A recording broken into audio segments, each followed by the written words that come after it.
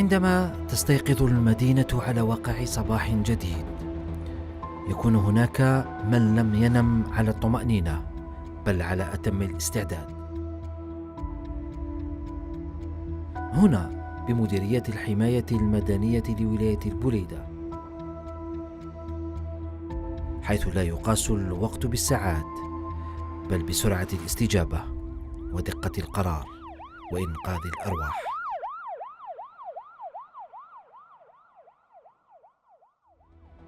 في هذا الروبورتاج نرافق رجال الحماية المدنية في مهام فرقتين متخصصتين تكونان دائما على أتم الاستعداد.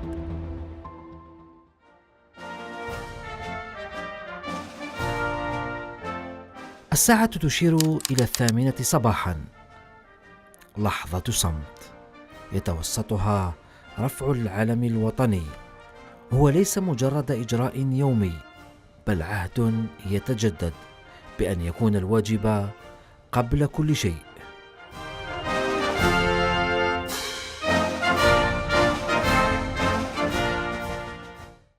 السلام عليكم مشاهدينا، ما كنتم أهلا بكم في برنامجكم على أتم الاستعداد. موضوع عدد اليوم هو فرقة البحث والتدخل في الأماكن الوعرة وفرقة الغطاسين، مهامها اختصاصها وبأدق التفاصيل. تابعونا.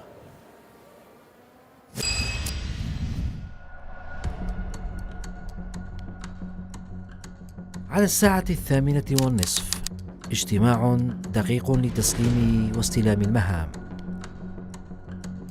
هنا لا مجال للنسيان أو التقدير الخاطئ، فكل معلومة قد تكون مفتاحا للإنقاذ.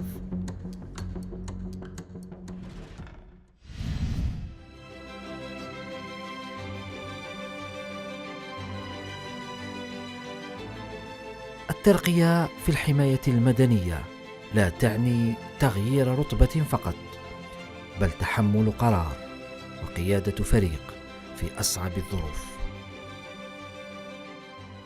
هذا البرنامج تم تسطيره من طرف المديرية العامة للحماية المدنية وتقديمه على مستوى، خاصة على مستوى بالأخص على مستوى مديرية الحماية المدنية لولاية البليدة، حيث يتم تقديم كل المواد. دورة تكوينية قبل الترقية تعد العون ليصبح رئيس فرقة ملما بكل المهام وبأدق التفاصيل. يوجد هناك جانب نظري وجانب تطبيقي. الجانب النظري يقدم على مستوى كما ترون بقاعة الدراسة، والجانب التطبيقي سيكون خارج قاعة الدراسة.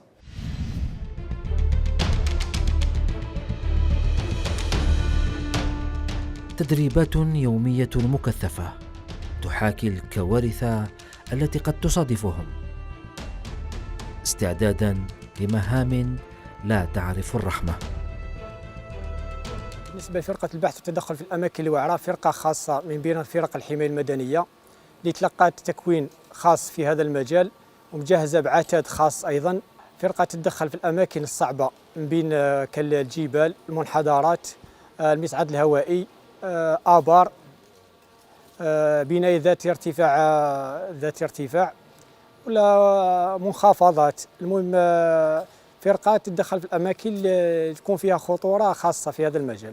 جميع فرق الحماية المدنية تتلقى مخاطر في أثناء التدخلات تاعها، وخاصة الفرق الخاصة هذه، لأن التدخلات هذه بنوع خاص. مادام عون الحماية المدنية العادي تطلب تدخل الفرقة، أكيد أنه خطر خاص في هذا المجال.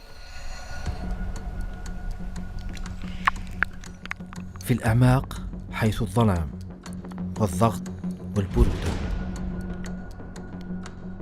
تمثل تدخلات الحماية المدنية، غطاسي الحماية المدنية ولاية البليدة في المجمعات المائية والآبار والوديان. المهم وين كاين الماء يكون الغطاس يتدخل.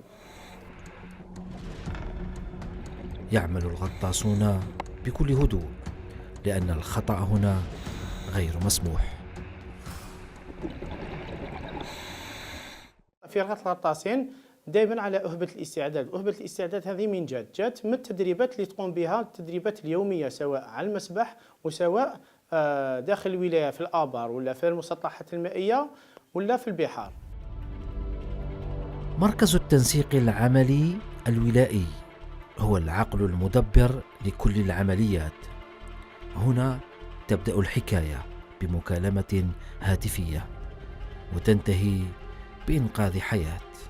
على مستوى المركز عندنا عدة مهام، من بينها نتلقاو المكالمات على مستوى خط 14 وخط 10 21 وخط 6 أرقام. إثر تلقينا مكالمات يتم إخراج النجدات لأجل وصولها إلى المكان المحدد. السلام عليكم. الحماية المدنية. حماية بليدة. خويا تعيش الله يسترك من فضلك. احنا جروب جينا من الجي جروب دو 10. جينا لهنا شريعة نحوسو ومن بعد تفاهمنا على البوان دو راسومبلومون على 3 تاع العشية. معليش الأخت دقيقة باش شحال كنتو نتوما 10؟ دوكا راهي 5 وفي الجروب كنا 10 وزوج ماهمش معنا حوسنا عليهم الأخت. معليش برك البلاصة واش بلاصة كنتو فيها؟ ما على باليش ما بانوش. هما 2 جون 2 غارسون. مازال ما بانوش. واحد عنده ما عندكش النيميرو تاعهم ولا؟ هما خرجوا من الجروب ما صبناهمش حتى ساعه. بارك الله فيك اخت. ماشي مشكل راك يجوا لكم وياخذوا الاجراءات. الله يسلمك اختي. بارك الله فيك. صح. السلام عليكم.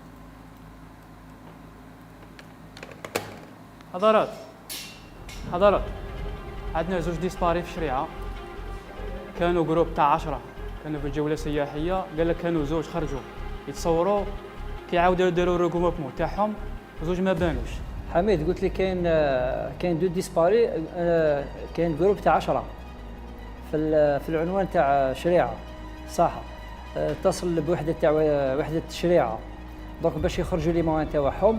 زيد بالتنسيق مع الدرك الوطني باش نعطوا لهم المعلومه وقول لهم هضر مع الضابط تاع في ليكيب تاع الكرامب باش يوجدوا ليكيب اونكا باش نخرجوا نديروا عمليه التعرف.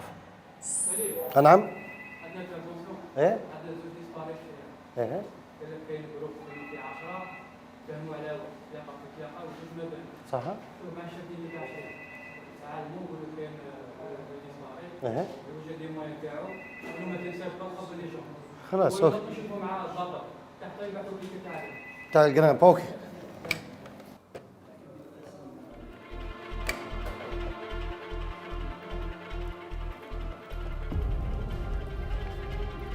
وي بني علي صباح الخير لاباس؟ شوف بني علي انا تلقينا واحد الاتصال من عند سيتوانيا هكذا قال لك باللي ودي كانوا جروب تاع 10 في شريعه. قال لك كانوا من جهه الحوض كانوا حواسين وقال لك معهم عاودوا جروب في لابلاصات كاينين زوج ما بانوش هكذا. اي شوف مع نسق مع الدرك وشوف علم شوف دينيتي تاعو. خلاص حنا دوكا نلونسيو لكم منا ليكيب تاع الكرام دوكا نلونسيو نبعثوها.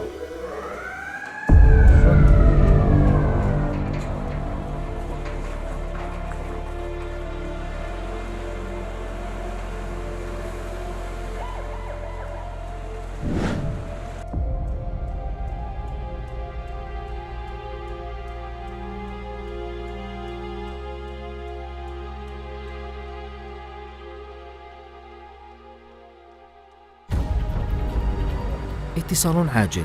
شابان تائهان بأعالي الشريعة بالبوليدة.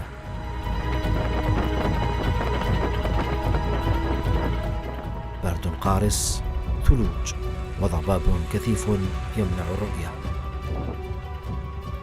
بعد تلقي نداء الاستغاثة لوحدات الحماية المدنية في حالة تيهان لشابين هنا بأعالي شريعة، فرقة البحث والإنقاذ للتدخل في الأماكن الوعرة جاهزة من أجل إنقاذ الأرواح. تابعونا. نباشروا المهام البحث تاعنا. رانا نديروا لا ريشيرش تاعنا نهبطوا الكوتيلي منا على حسب معلومات. قال لك تحت الى ما كاش نقسموا 2 زيكيب. الايكيب الاولى بقياده الرقيب يحكم الجهه الشرقيه، والليكيب دوزيام ايكيب انا نحكم الكوتيلي منا.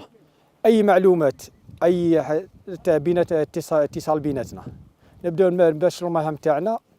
اي معلومات راكم تحت قياده الرقيب دوزيام ايكيب. التخطيط أولا، لأن الارتجال قد يكون قاتلا.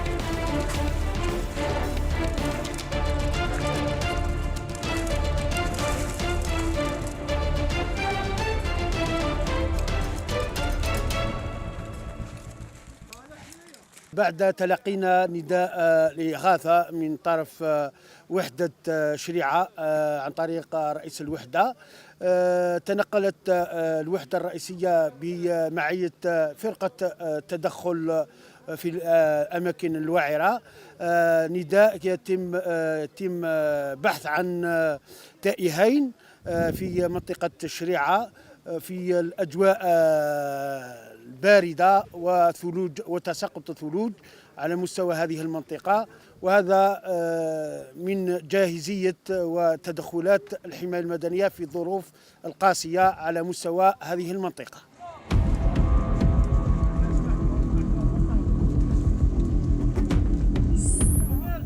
بعد ساعتين من البحث المضني يعثر على الشابين،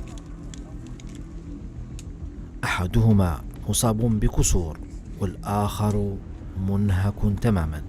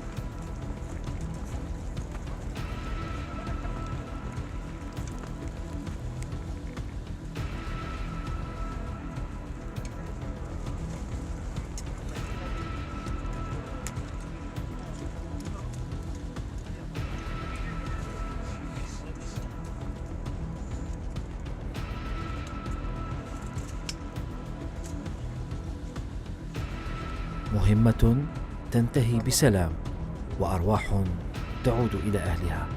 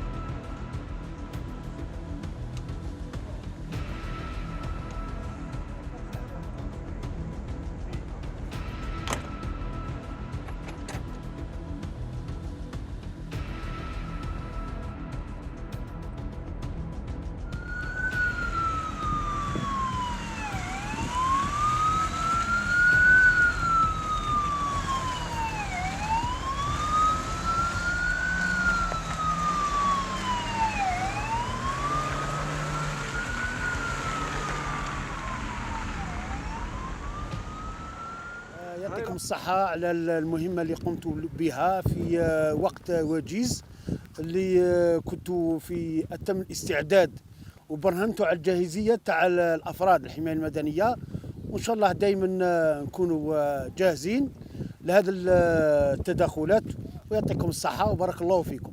غالبا ما تسجل مصالح الحماية المدنية في مثل هذه التقلبات الجوية، وخاصة عند تساقط الثلوج على مستوى المناطق الجبلية ومنطقة شريعة نسجل العديد من حالات التيهان.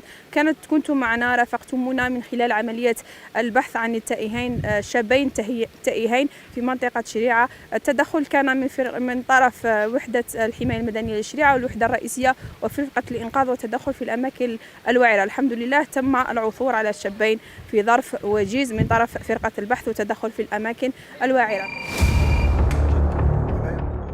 لم تمر إلا لحظات حتى نداء آخر، سقوط فلاح داخل بئر بعمق يتراوح بين 30 و35 مترا ببلدية بوينان.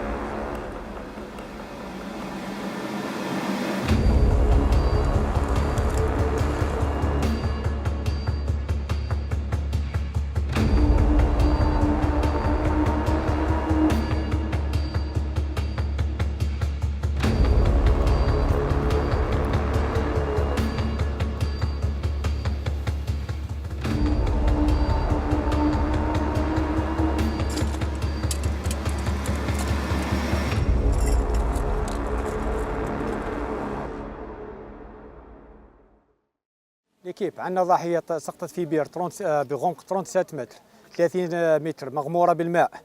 دونك شنو نديروا؟ عندنا الكوتي بوان فيكس وراي الشجره هذيك نخدموا بالتريبي بالتري وينش، لاتراكسيون نديروها من لهيه عند الشجره هذيك.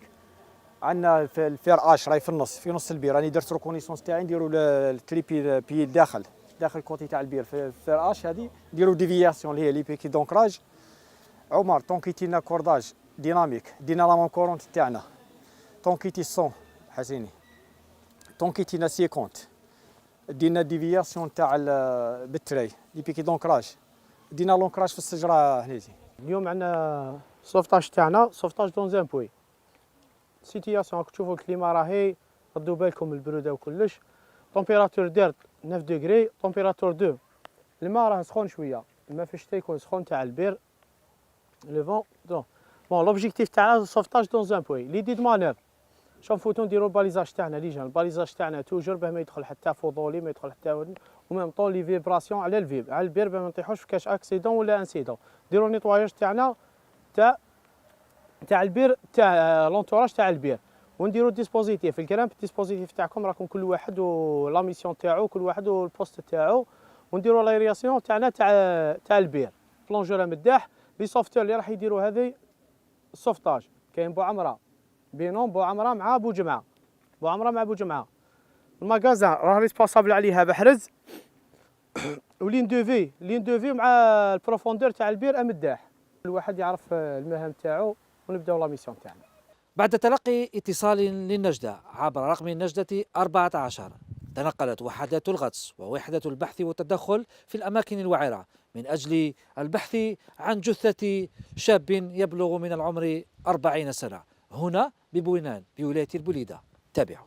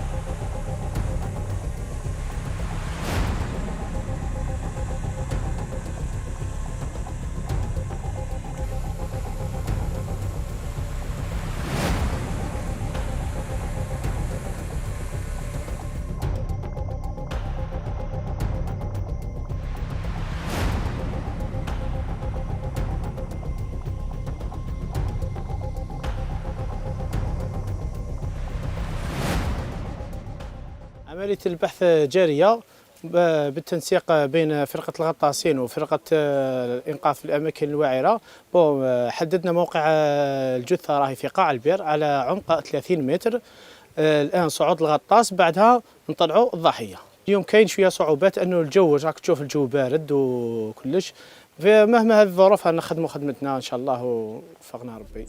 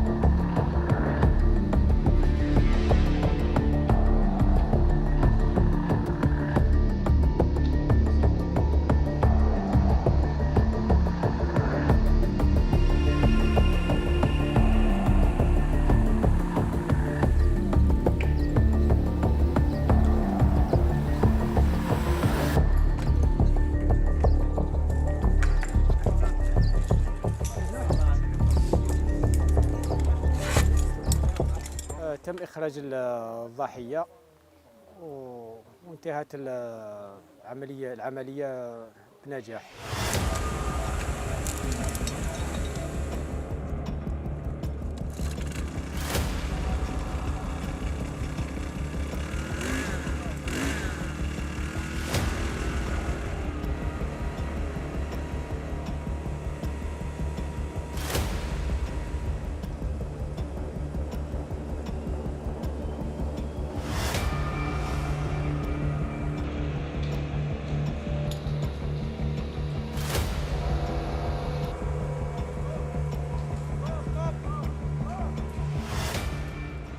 عملية دقيقة تنتهي بانتشال الجثة ونقلها إلى مصلحة حفظ الجثث.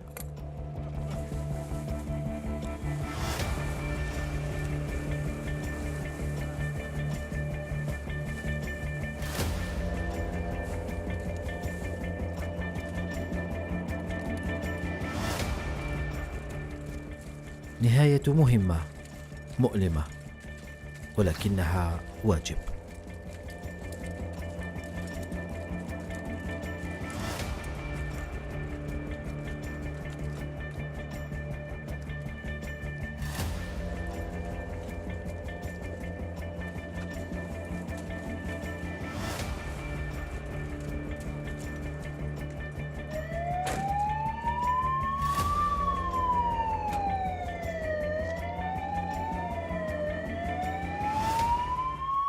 بارك الله فيكم، يعطيكم الصحة على العمل الجبار اللي قمتوا به، رغم أنكم البارح كنتوا في الشريعة وقمتوا بعمل ثاني مهم لإنقاذ الشابين، واليوم يعطيكم الصحة على إخراج هذه الضحية، ونشكركم على الجاهزية رغم الجو البارد وظروف الجوية الصعبة. بارك الله فيكم وربي يعاونكم. بين تدريب وتدخل وإنقاذ، هكذا تمر أيام رجال الحماية المدنية. قد لا تسلط عليهم الأضواء دائما، ولكنهم حاضرون في كل وقت وفي كل مكان. إنهم على أتم الاستعداد. مشاهدينا، كنتم مع برنامجي على أتم الاستعداد مع فرقتي البحث والتدخل في الأماكن الوعرة وفرقة الغطاسين. تابعنا مهامهما بكل تفاصيلها. لا تبتعدوا كثيرا، تابعونا في الجزء الثاني.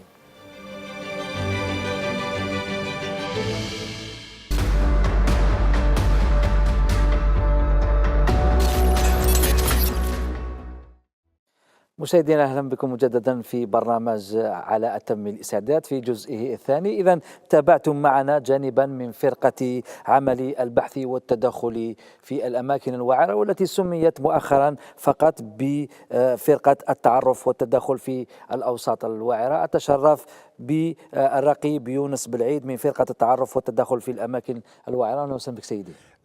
نشكركم على نشكر قناه الحياه على هذه الاستضافه. العفو. كما أرحب أيضا بالملازم أول رابح مكرطار رئيس فرقة الغطس. أهلا وسهلا بك سيدي. شكرا الأخ على الاستضافة. ربما نبدأ معك أخ رابح، من برودة الطقس في الميدان إلى دفء البلاطو، احكي لي ربما على بعض المغامرات التي قابلتكم في مهامكم، خاصة في التدخلات ربما التي تعتبر صعبة وصعبة جدا. بسم الله الرحمن الرحيم، والصلاة والسلام على أشرف المرسلين. في الحماية المدنية حياتنا كلها مغامرات. التدخلات تاعنا سورتو في الغطس دائما مغامرات، لأنه التدخلات تاعنا راح تكون في الأزمات. كان عندنا تدخلات في الصيف، لأن نشهد أنه تدخلات على مدار السنة كامل، فيضانات، وديان، آبار، حواجز مائية على مدار السنة. أستاذ رابح، ربما التدخل في الوسط المائي يختلف كثيرا عن اليابسة. ما خصوصية عمل الغطاسين يعني بالضبط؟ بالفعل يختلف عمل الغطاس، تدخلات الغطاسين في الأوساط المائية عن الوسط اليابسة. تبدأ بالعتاد، العتاد تدخل في اليابس والعتاد تدخل في الأوساط المائية غير ذاك العتاد. والتدخلات نوعية، تكون تدخلات نوعية بما فيها العتاد. وش هي الوسائل، ربما الوسائل ولا العتاد اللي تستعملوه يعني كثير انتم؟ بدلات الغطس، بدلات الغطس كاملة. بدلات الغطس هذه تحمل فيها ربما البرودة ولا تحمل الحرارة، ربما المشاهد يشوفكم ولكن كاين بعض الخصوصيات اللي ما يعرفهاش. الخصوصيات اللي ما عرفتهاش انه بدلة الغطس هذه هي اللي بروتيجي، تحمي الغطاس، تحميه من البرودة، تحميه من عدة أشياء، منها البرودة، منها التسمم، منها أشياء حادة. كاين تدخلات وين راح تكون بطبيعة الحال في الآبار، وكاين تدخلات في المسطحات المائية، تخاف تكون تصيب كاش حاجة ولا كاش حديد ولا كاش حاجة تعرق لك ما تجيش في الجسم تاعك، تجي في اللبسة، في اللباس. في اللباس. والقارورات يعني الأكسجين ثقيلة ماشي ثقيلة، الناس تحب تعرف. قارورات الهواء المضغوط، قارورات الهواء المضغوط الحماية المدنية تستعمل قارورات ذات سعة 12 لتر، 12 لتر اللي الوزن تاعها هو 18 كيلوغرام، وعندنا تاع 15 لتر اللي الوزن تاعها 21 كيلوغرام. ما تشوفش بلي ربما هذه الوسائل تعيق الغطاس ولا انه اجباري يكون لابسها وما راهو متعود عليها؟ هذا العتاد اجباري يلبسوا الغطاس، خاطش هو الحمايه تاعو. ما تكونش عندك تدخل داخل وسط مائي بدون قارورة هواء، كيفاش تعامل؟ نعم، إجبارية. إجبارية. بارك الله فيك. نرجع لك أستاذ يونس، ربما أنتم فرقة خاصة أيضا من فرق الحماية المدنية، مهامكم ربما التدخل في الأوساط الوعرة. برأيكم أنتم متى يتم الاستنجاد بكم؟ بسم الله الرحمن الرحيم. أولا هذه مع تزايد التدخلات النوعية في الأواسط والأماكن الوعرة، يتم الاستنجاد بنا مباشرة بعد أول نداء استغاثة. تكون فرقة التدخل في الأماكن الوعرة واجدة على أتم الاستعداد، سواء كان النداء مباشر أو غير مباشر. نداء مباشر على حسب الرسائل اللي توصل لمركز التنسيق العملي. على سبيل المثال نشوفوا في بعض الأحيان المواطن كي يتصل يكون مبانيكي، ولا النداء يقول لك راه كاين حادث مرور مثل الشريعة، كي تلحق الفرقة العادية تسيب السيارة في منحدر تاع 200 متر، لازم تتدخل فرقة التدخل في الأماكن الوعرة. يعني ما دام أنه أعوان الحماية المدنية اللي كانوا في عين المكان ما يقدروش على ذلك الحادث ولا أكيد يستنجدوا بكم، يستعصي عليهم تدخل، يتصلوا بالفرقة المختصة. وكاين نداء مباشر، كيجي نداء يقول لك باللي كاين واحد طاح في البير، مباشرة مركز التنسيق العملي فرقة التدخل في الأماكن الوعرة زائد الغطاسين يلتحقوا بمكان تدخل يعني في وقت وجيز. نعم، نشوف دائما أنه الفرق الخاصة هذه مثل فرق الغطس، فرقة التدخل في الأماكن الوعرة، ربما دائما تلقاهم جاهزين و24 ساعة على 24 ساعة. يعني كيفاش يعني تبقى الجاهزية هذه؟ هذه الجاهزية بمرور الوقت احنا في اليوميات تاعنا ولا في الروتين تاعنا نقوم بعده مناورات وتمارين ميدانيه، سواء كانت في الفتره الصباحيه ولا المسائيه. وهذا اللي يسهل لنا التنسيق بين هذه الفرق وعلى حسب طبيعه ونوع التدخل. نعم، شفنا في الروبورتاج يعني اللي تم بثه قبل قليل في الجزء الأول، شفنا أنه كنتم في مهمة ورافقناكم في الشريعة، وتم ربما إيجاد شخصين كان تائهين في أعالي الشريعة. يعني كيفاش تتم العملية التدقيق؟ لأنه كانت فرقتين، كانت فرقة تمشي في مكان ما كانش فيه ثلوج في الجهة السفلى، والفرقة كانت في مكان كانت فيه ثلوج واضطرابات ثلجية. كيفاش كان يتم التنسيق ما بين الفرقتين؟ كان بطبيعة الحال التنسيق دائما يكون بين فرقتين. كما سبق وذكرتك هذا راجع للمناورات والتمارين اللي نقوم بها، وكذلك الاماكن كان نلاحظوا باللي كاين تضاريس ومنحدرات واعره، وهذا ضمن التخصص تاعنا، ويكون التنسيق مع الفرق الراجله وفرق المختصه الاخرى مثل فرقه سينو تقني الكلاب المدربه. في عمليه البحث لازم يكون تنسيق بين الفرق المختصه. بارك الله فيك. نرجع لك استاذ رابح، ربما المخاطر التي يمكن ان تواجه الغطاس اثناء مهامه، سواء كان في بئر او واد او مسطحات مائيه ولا في البحر، شنو هي المخاطر اللي تقدر تواجه هذا الغطاس؟ يواجه الغطاس عدة مخاطر في التدخلات تاعو، التدخلات اليومية، من بينها أنك شفت كيما رانا البرودة، كاين من تكون تتدخل في جو بارد ويكون الماء بارد. يعني شفنا في الروبورتاج أنه رافقناكم كان في ربما وقوع فلاح داخل البئر، وللأسف رحمة الله عليه توفي داخل البئر. كيفاش يعني البرودة شفنا كانت 4 درجات تقريبا؟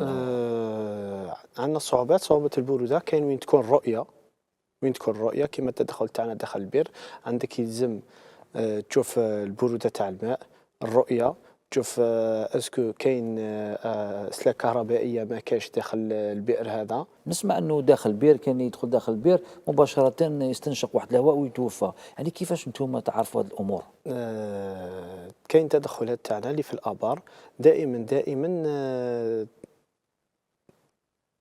توجدوا لها دائما تحضير نفسي، تحضير بدني. وين يكون التحضير تاعك؟ احنا دائما التدخلات تاعنا يكون وقائي، تفوت تقي روحك بالحدث هذاك، انك تكون بلباس الوقايه تام. لباس الوقايه تام تاعنا السكافون تاعنا الماسك، انك تكون مهيئ باش ما تاثرش بهذو العوامل. كيفاش يعني ربما حكينا على المخاطر، ربما انت قصصك كثيره يعني في مجال الغوص، ربما لو كان نقول لك اعطي لي اكثر مهمه صعبه بدايه اللي واجهتها انت. اكثر مهمه صعبه كانت عندنا مهمه في سوق هراس، سواء في الجزائر او خارج الجزائر. كانت عندنا تدخل في سوق هراس، تدخل في فصل الشتاء بعد ما فيضانات امتلأ السد بكامل. شاب راح يعوم وغرق. المشكل انه الشاب كان يعوم في فصل الشتاء، للاسف انه المشكل انه هذاك المكان اللي غرق فيه انه كانت غابه كثيفه وامتلأت بالمياه، شجره. التدخل تاعنا كان نوعي في هذاك المكان، 4 أيام به صبناه. انت قلت 4 أيام بس صبناه. ربح، كيفاش كانت هذه ال4 أيام؟ وصف لنا هذه ال4 أيام باختصار، كيفاش كنتوا تتعاملوا، واش كنتوا تاكلوا؟ كانت استضافه من ولايه سوق هراس، الحمايه المدنيه لسوق هراس، كانت استضافه جيده من جميع النواحي اللي تخليك انه تعمل. كنا مقسمين على فوجين، احنا دائما في العمل تاعنا باش ما يطيحش الضغط على عون تدخل نقسموهم فوجين ولا 3 أفواج إذا تطلب الأمر، باش ما يكونش الضغط عليه أنه يخدم ساعتين ولا 3 سوايع وما يروح يريح. وفصل الشتاء أنك تتعرض للبرودة هذيك والآخر، يلزم لك يكون عندك وقت استراحة باه تعاود تباشر بها غنوة من ذاك. خليني نقول لك، ربما إذا كنت في البحر كانت المياه صافية ممكن الرؤية تكون واضحة، بصح لما تكون في فيضانات تلقى المياه مع الأوحال أو في الآبار تلقى الظلام دامس. كيفاش تتم الرؤية وكيفاش تتعاملوا مع هذه الوضعيتين؟ التدخلات تاعنا في السدود ولا في المجمعات المائية دائما معظمها جلها تكون الرؤية منعدمة، وعندنا مصابيح الإنارة ونستعملوا مصابيح الإنارة، مع ذلك تكون الرؤية 1/5 2/5، كاين وين تكون 0/5. كيفاش تعمل؟ تلمس بيديك. التدخل تاعنا معظمها تلمس باليدين. دير خطة محكمة للعمل انك باه الغريق ولا ما تفوتش عليه، دير خطه محكمه. كي تبدا البحث تاعك تكون البحث بالتلمس، يعني تتم عملية المسح شامل. المسح شامله. مساحه التدخل تقسمها ثلاث ولا 4 ولا 5 مناطق بحث على حسب المساحه تاعها، وتبدا العمل تاعك بالمنطقه. المنطقه الاولى ما كاش، تروح المنطقه الثانيه، المنطقه الثالثه، المنطقه الرابعه، حتى تصيب الضحيه. بارك الله فيك. نرجع لك يا يونس، ربما تقريبا نفس السؤال، ما هي ربما أكثر الأمور الصعبة التي واجهتك في مهمتك النبيلة؟ بالنسبة للأمور الصعبة، جل التدخلات اللي نواجهوها للفرقة المتخصصة جلها صعيبة، ما كاش خاص تختلف من تدخل إلى تدخل. على سبيل المثال في سنة 2016 جانا نداء من مركز التنسيق العملي، شخص طايح داخل سقوط شخص في بئر ارتوازي، الطول تاعو 30 متر. ارتوازي باش يفهم المشاهد انه هو بئر ضيق صوندا كما نقولوا بالعاميه وكذا، والقطر تاعو الصوندات كاع يجيو صغار ماشي كبار، 30 سنتيم تقريبا 35. وهذيك هي اول كما يقول لك الاكسبيريونس تاعنا الاولى والحمد لله كي لحقنا العين المكان شفنا عائله الضحيه شغل مرتبكه خايفه وكذا، وقمنا بالعمل، عمل احترافي، وهذا راجع للتكوين المتواصل اللي تقوم به المديريه العامه للحمايه المدنيه. هذاك ما ننساوش انه الحمايه المدنيه الجزائريه احتلت المرتبه العاشره عالميا، وهذا فخر للجزائر. بالطبع كما يقول لك راجع للاطارات اللي راهي سهر على هذا التكوين، وهذا اللي راهي تبرمج تكوينات متواصله طول السنه. ما يخفيلكش طول السنه راهي تسطر برامج، سواء برامج يوميه او شهريه او طول السنه. نعم. بالنسبه للتدخل اللي نحكي لك عليه، هذا التدخل خدمناه بكل احترافيه والحمد لله انتشلنا الضحيه. احنا واش كانت كما يقول لك لا ريكومبونس تاعنا هي كي شفنا الابتسامه عودت ولات الاهل الضحيه. لا اله نعم. وهذا هو أنا في هذا الموقف يحضرني يونس أنه في زلزال بومرداس كانت فتاة من العمر تقريبا 10 سنوات إلى غير ذلك، وكانت في تحت الأنقاض، وفي ذلك المكان ربما كانت الحماية المدنية الفرنسية كانت تما وما قدروش وامتنعوا على إنقاذ الفتاة، وقالوا أنها ما كان حتى شخص في ذلك المكان. وبقات عائلة تلك الفتاة تصر على أنه الفتاة ما زالت تحت الأنقاض، حتى مرت فرقة الحماية المدنية الجزائرية وقالت لهم خلونا احنا نتكفلوا، وبقى عون الحماية المدنية يأكل في التمر وأنقذ تلك الفتاة. يعني ربما القصة هذه القصة كما يقول لك ما زالت راسخة. سنة 2003 كان الزميل تاعنا نسيم صحراوي اللي نتحيوه من هذا المنبر، اللي قام بعمل جبار مع الأعوان اللي كانوا حاضرين. فيصل في تركيا. نعم نسيم بارك الله فيك. هذه لا راني نهضر لك على الجزائر، في بومرداس. هذه في بومرداس قاموا بعمل جبار. هبطوا لتحت، كان في عملية الزلزال نشوف اللي عمارات ولا الطوابق ولا كلها في طابق واحد. قعدوا معها 24 ساعة. كان هذه الفتاة اللي نحكي لك عليها قعدوا معها 24 ساعة وكلوها وكذا بالسيروم، بالتيو تاع السيروم هذاك، والحمد لله خرجوها حية. تصور أنه الإنسان دائما، خاصة عون الحماية المدنية اللي نحب نسميهم أنا ملائكة الأرض، دائما يسبل نفسه من أجل إنقاذ الأرواح. يعني كيفاش يعني تعرف بلي ممكن تموت، ممكن هو آخر يوم تاعك في ذلك المكان، ولكن رغم ذلك تبقى مقبل غير مدبر. والله العظيم كما يقول لك احنا كأعوان حماية مدنية احنا جزء من المواطن، هذا المواطن الجزائري نعيشوا معه أحزانه ونعيشوا معه الأفراح تاعو. احنا ما نخموش في هذاك الوقت الاحترافية تاعنا اللي اكتسبناها، نخمو كيف نرجعوا له. قلت لك نعاودوا نرجعوا للابتسامة، الموت هذيك هي الحمد لله يا ربي، احنا مؤمنين به. مرحبا بها، احنا مؤمنين ما خافوش منها. وقت اللي جات على بالنا وقت اللي جات مرحبا بها. احنا نديروا المجهود ونديروا كما يقول لك اللي نقدروا عليه باش ننقذوا هذاك الشخص ولا هذاك المواطن. وقلت لك احنا عايشين نعيشوا الحزن تاع المواطن، نعيشوا الفرحه. بارك الله فيك استاذ يوسف. نرجع لك الشيخ رابح، ربما كيف يتم التعامل نفسيا ربما مع الحالات الصعبه خاصه في عمليه البحث الطويله؟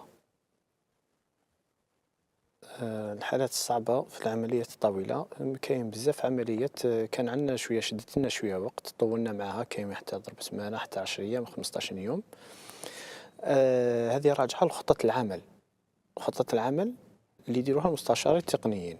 احنا الحمد لله الحماية المدنية الجزائرية عندها مستشارين أكفاء وعندهم مؤطرين ثانيتيك، وين في التدخلات هذه النوعية وين تكون تدخل ذا حجم كبير تكون هما اللي أطروا هذا التدخل.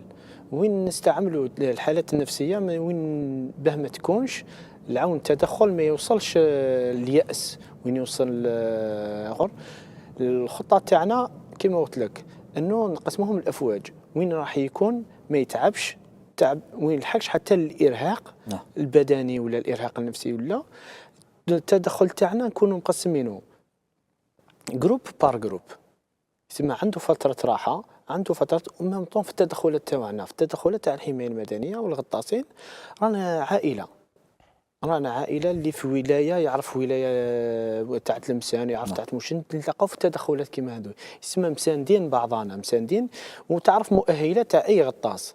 وكاين وين تكون في الخطه اليوميه صباحا نحطوا الخطه اليوميه. الخطه اليوميه اللي يكون تعبان ولا يكون عيان ما نحطوهش في الخطه حتى يتم الاسترجاع، يعني حتى الاسترجاع النفاس كلش باش نعاود ندخلوه في التدخل تاعنا. ربما المشاهد رابح يتساءل ويحب مهنة الغطاس، ربما يتساءل ما هي الشروط اللازمة لانضمام لقطاع الحماية المدنية خاصة فرقة الغطس؟ شروط الانضمام لفرقة الغطس أنه يلزم تكون عون حماية مدنية، تكون تلقيت التكوين القاعدي. بعد التكوين القاعدي تكون مارست نشاط الحماية ومهام الحماية المدنية، تدخلات، إسعاف، إطفاء، إنقاذ كلش. ومن بعد تجي انتقاء الأولين، ديروا بري سيليكسيون وراح تكون تشوف المؤهلات البدنية تاعو، تشوفوا المؤهلات البدنية ويفوت على فحص طبي أولي. من بعد اللي راح تكون تأهلوا باه يروح يدير فحص طبي ثاني، فحص طبي ثاني على مستشفى عين نعجة، وين راح تكون التأهيل الطبي. بعد التأهيل الطبي وين راح يزيد يفوت في غرفة الضغط العالي، لأنه كاين نقول لك طري بون ناجور ما يقدرش يكون بلونجور على حساب المورفولوجيا تاعو. كان بالك فيها كاش خليقه وين يكون تجاوف الهوائيه تاعو يكونوا مغلوقين، ما يقدرش وين يدير ليكيليبر تاع التامبون تاعو. يعني السباح ماهر ربما ما يكونش قادر انه يكون غطاس، ما يقدر ما يكونش غطاس. بارك الله فيك، ربي يبارك فيك. ربما نختم معك كسؤال اخير، ما هي اهم النصائح التي توجهونها ربما للمواطنين لتفادي الحوادث في الاماكن الوعره؟ خلينا من الكوارث الطبيعيه ربما ما نكونش عندنا خبر بها، ولكن الانسان ياخذ احتياطه. دائما احنا نقدموا نداءات، دائما نقدموا كما يقول لك عبر وسائل الاعلام، نقولوا دائما نقولوا الحيطه والحذر، الحيطه والحذر خاصه في الاماكن. كما يقول لك احنا واش رانا نشوفوا مؤخرا، هناك ثقافه التحدي واكتشاف في الجبال.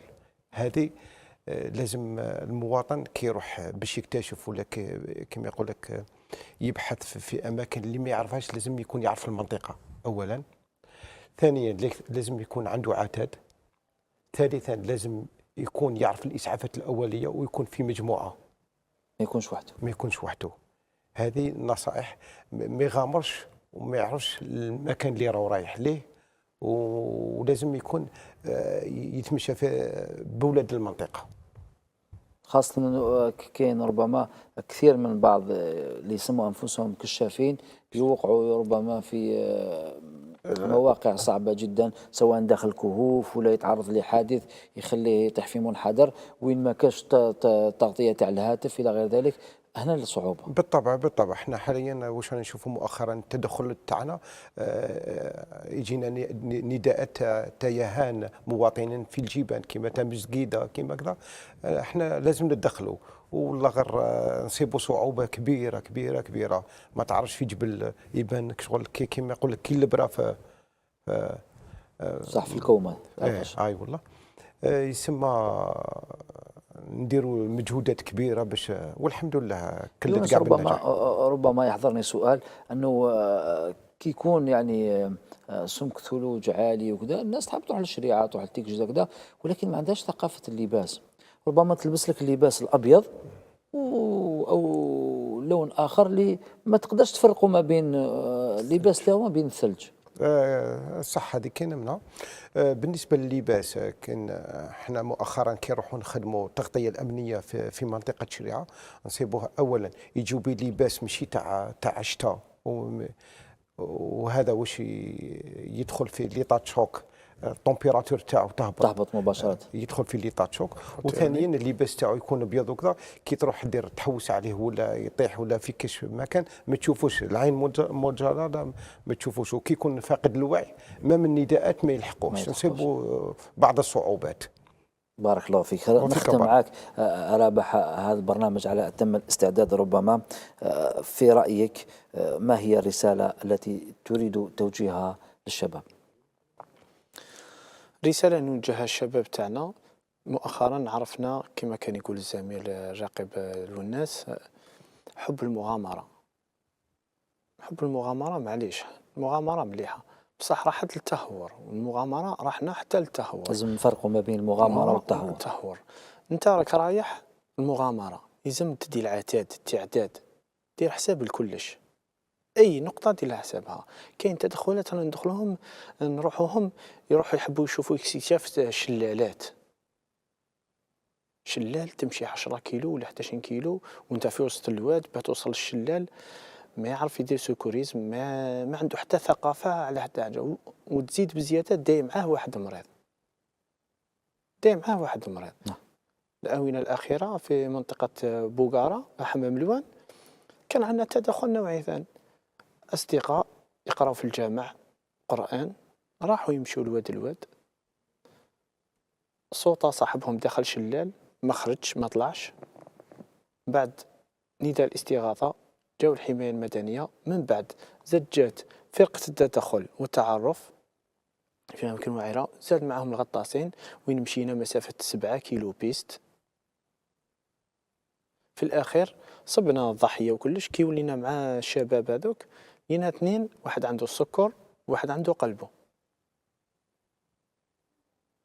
الحيطة والحذر، نوصيهم الحيطة والحذر. بارك الله فيك رابح على كل ما قدمته سواء في الميدان ولا في البلاطو. يونس جزيل الشكر لقبولك دعوتنا. إذا مشاهدينا كانت هذا الجزء الثاني من برنامج على أتم الاستعداد، نلتقي في عدد آخر مع فرقة أخرى. دمتم وفيا لنا والسلام عليكم.